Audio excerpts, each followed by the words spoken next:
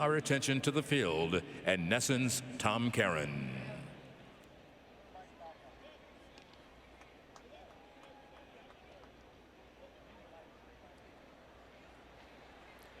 Good afternoon. There we go. Hey everybody, how you doing?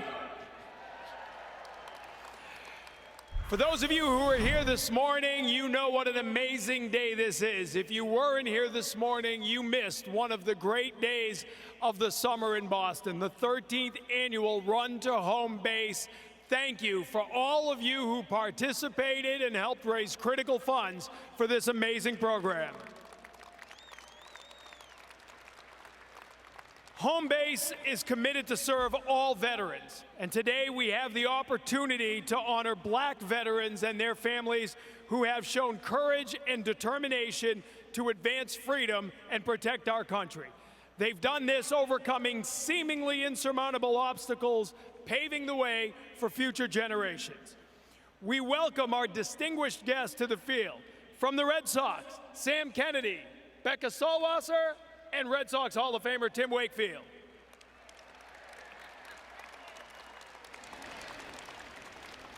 Always finish with the 200-game winner. You get the biggest applause every time. From the Home Base program, retired Brigadier General Jack Hammond and Michael Allard. From Spalding Rehabilitation, Dr. Ross Zavant. And from Massachusetts General Brigham, O'Neill Britton, and Air Force veteran Dr. Greg Meyer. We are also honored to have joining us on the field active service members representing all branches of the military.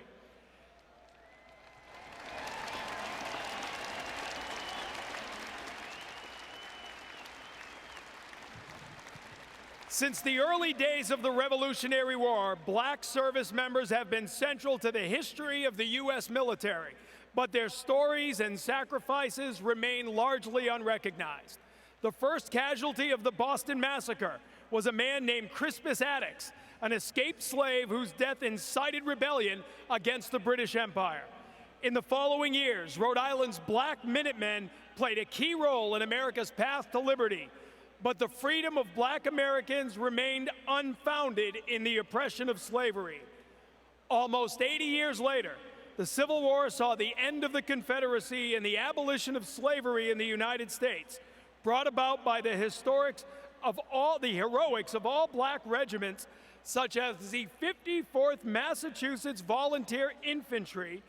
Their extensive service and bravery in battle became infamous, but did not protect them from the restraints of segregation and the dangers of racism. Despite this hostility, Black soldiers continued to gallantly serve their country.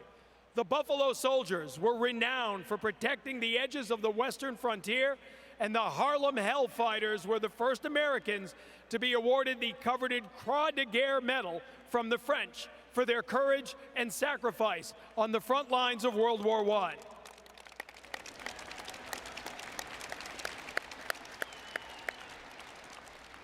During World War II, there were steps towards progress as the number of Black officers and Black women in the military grew. From D-Day to the Battle of the Bulge, more than 125,000 Black Americans served their country, and we are proud to recognize some of these heroes here with us today. Representing Black veterans from World War II, we are pleased to honor Army veterans who fought in an all-Black unit in D-Day and the Battle of the Bulge. Please welcome World War II veteran Marvin Gilmore.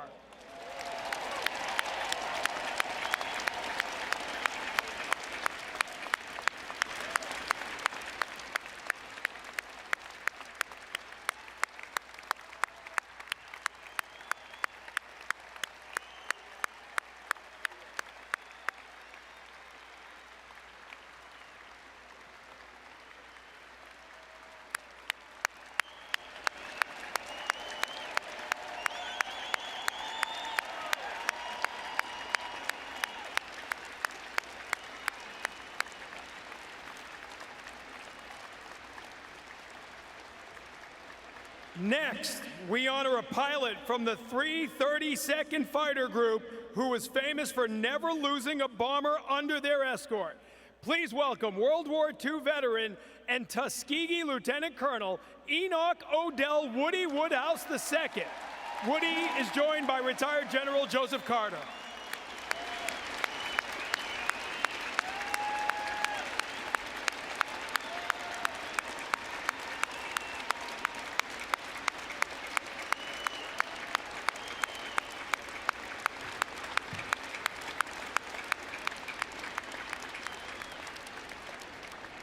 The greatest generation indeed.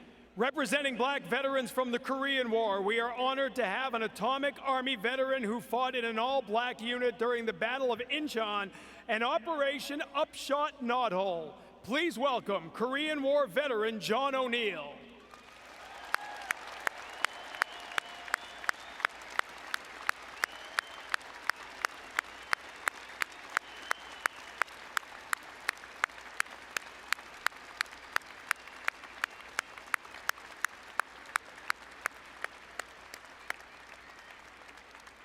By the Vietnam War, the U.S. military was fully integrated and gave rise to heroes like Staff Sergeant Melvin Morris, who became one of the first Green Berets and was awarded with the Medal of Honor in 2014, and Colin Powell, who would go on to serve as chairman of the Joint Chiefs of Staff during Operation Desert Storm.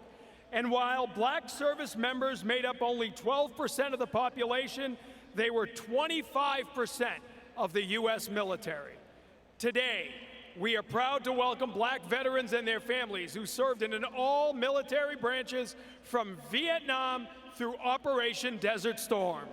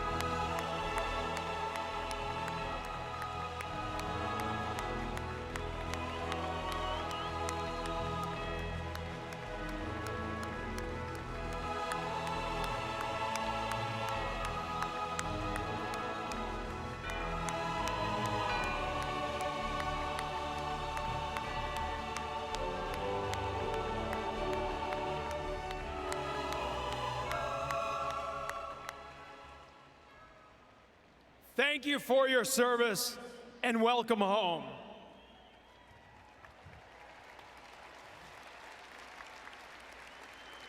Since September 11, 2001, more than 3.3 million Americans have served our nation in Afghanistan, Iraq, and around the world.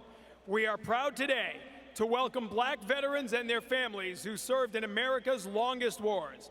With them are the families of our active duty service members who are here today on the field. Thank you all for your service.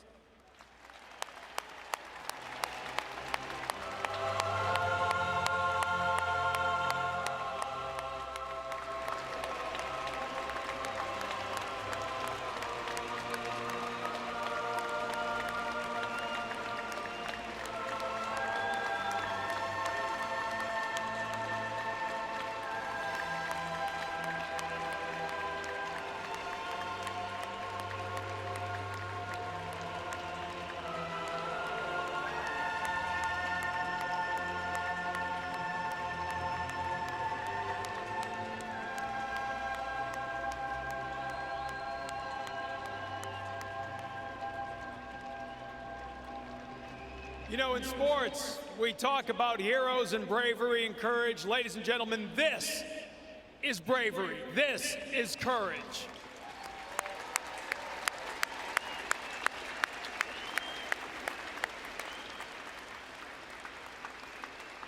With us today, we honor two post-9/11 veteran brothers who successfully completed the home base program, and they shared their stories with us this morning in the Run to Home Base opening ceremony. It is their hope that their stories will inspire other veterans and families affected by the invisible wounds of war to reach out. Joined by their families, please welcome highly decorated Green Beret and retired Special Forces Sergeant First Class Julian Kitching, and an Army Ranger and Silver Star recipient currently serving as the battalion commander of the 101st Airborne Division, Lieutenant Colonel Brian Kitching.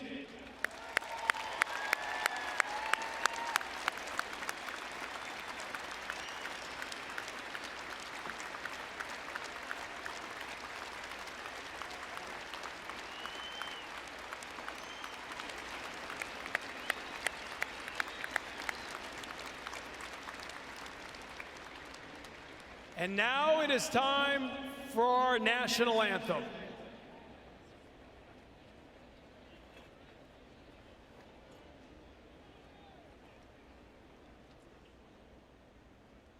Presenting the colors this afternoon is a special Civil War reenactment group, the Company A 54th Infantry Regiment. And here to perform our national anthem is a local Boston-based singer and songwriter. Please welcome Amandi Music.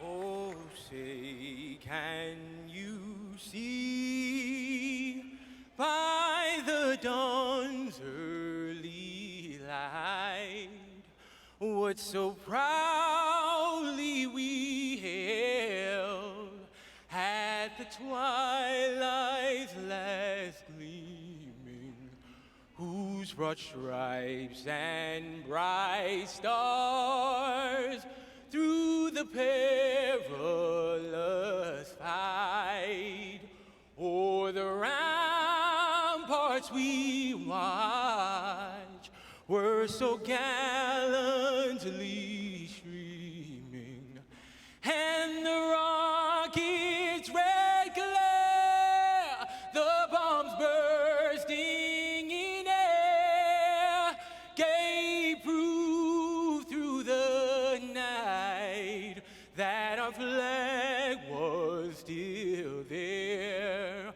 Oh, say does that star-spangled banner yet wave o'er the land of the free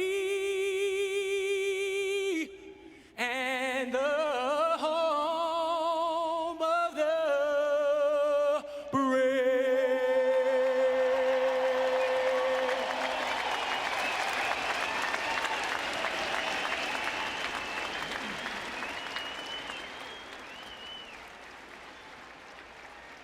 It's time now for our ceremonial first pitch. Today we honor the first black veteran to receive the Medal of Honor since Vietnam, an award bestowed upon a special group of truly brave individuals. Under a wave of enemy fire, Sergeant First Class Alwyn Cash dove back into a burning vehicle 3 separate times to rescue trapped soldiers, suffering second and third degree burns. Despite his injuries, Cash refused to board the medical evacuation helicopter until all the other wounded men had been flown to safety. Cash passed away 3 weeks later. He was posthumously awarded the Silver Star. After years of effort to have his actions recognized, on December 16, 2021, Cash was awarded the Medal of Honor posthumously.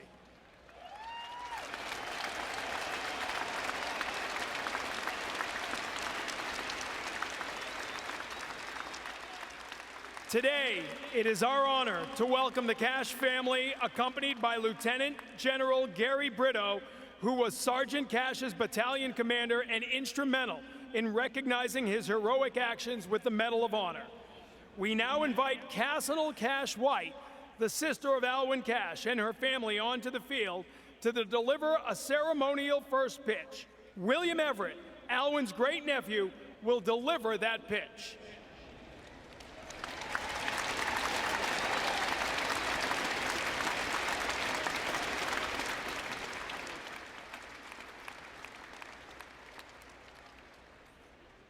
All right, William, let's see a strike. No pressure.